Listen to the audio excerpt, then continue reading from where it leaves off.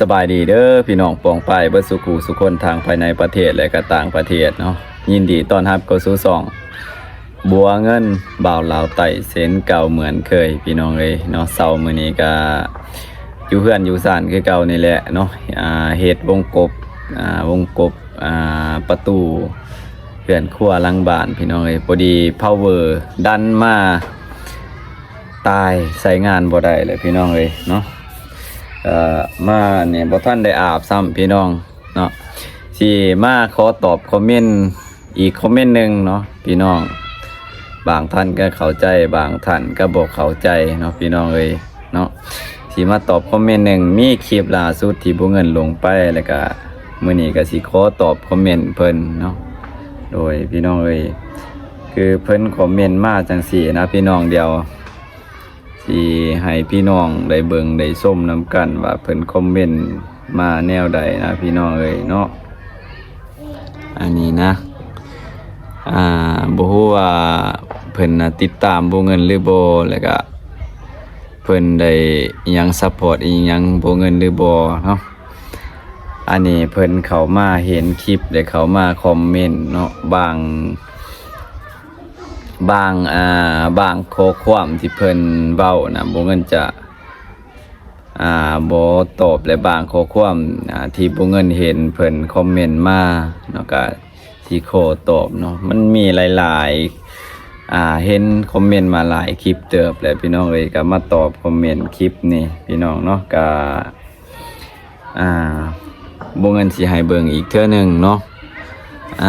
บ่ว่ามันสิโฟกัสหรือบ่กว้างนะเนาะเพิ่นคอมเมนต์ว่าทุกสิตายจัดงานเวอร์เนาะคอมเมนต์ในคลิปที่บ่เงินถ่ายคลิปมือผูกแขนน้องชายและพี่น้องเลยเนาะผูกแขนน้องชายเพิ่นว่าทุกสิตายจัดงานเวอร์ลาวเนาะลาวเพิ่นว่าพอเป็นเมืองดอยพัฒนาเพิ่นว่าตลอดอายุน้อยๆก็เอาเมียแล้วเนาะ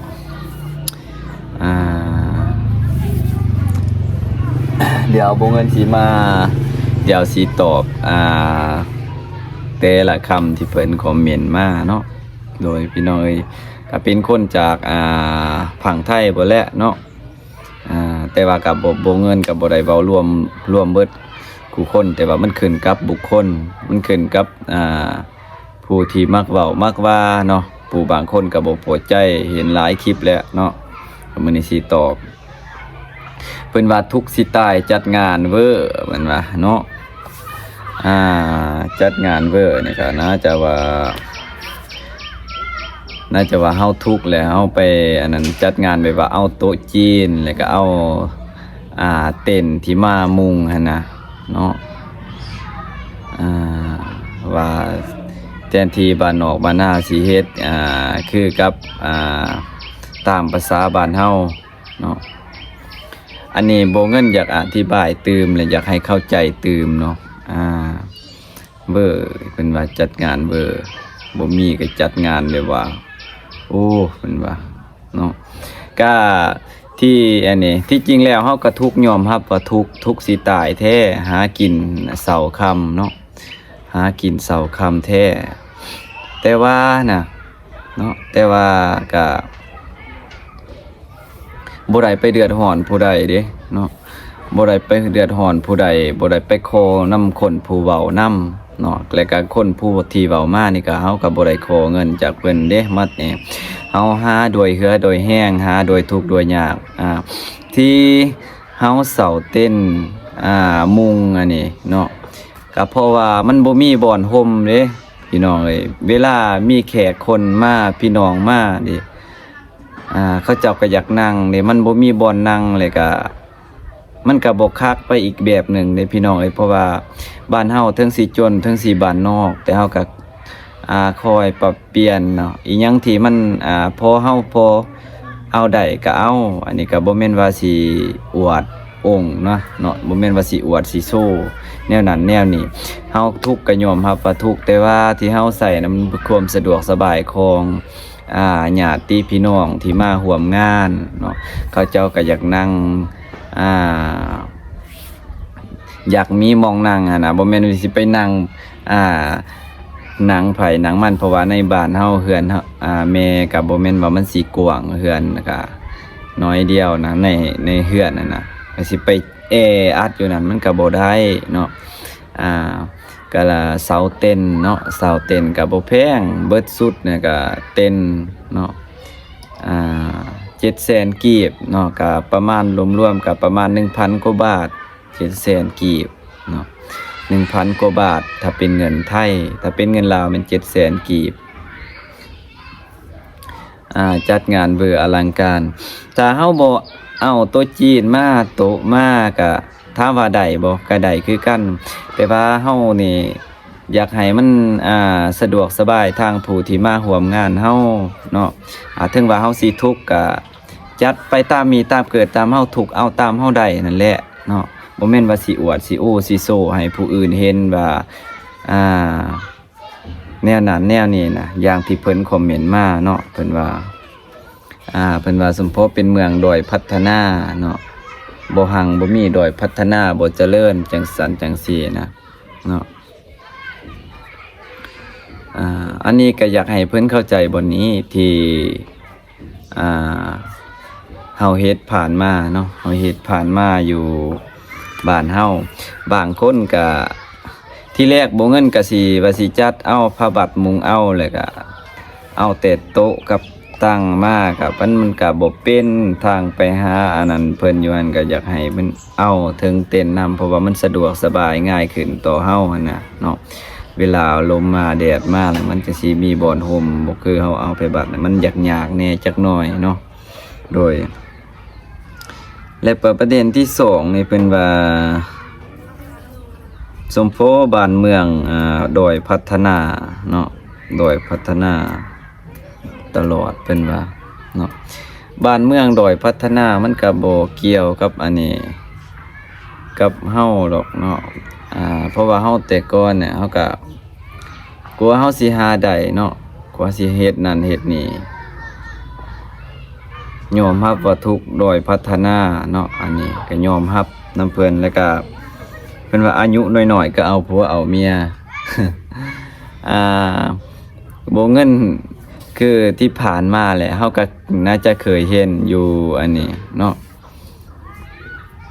อยู่เขตนอกเฮาอยู่ชนบทอยู่บ้านนอกบ้านนาเนาะอยู่บ้านนอกบ้านนายอมรับว่ามี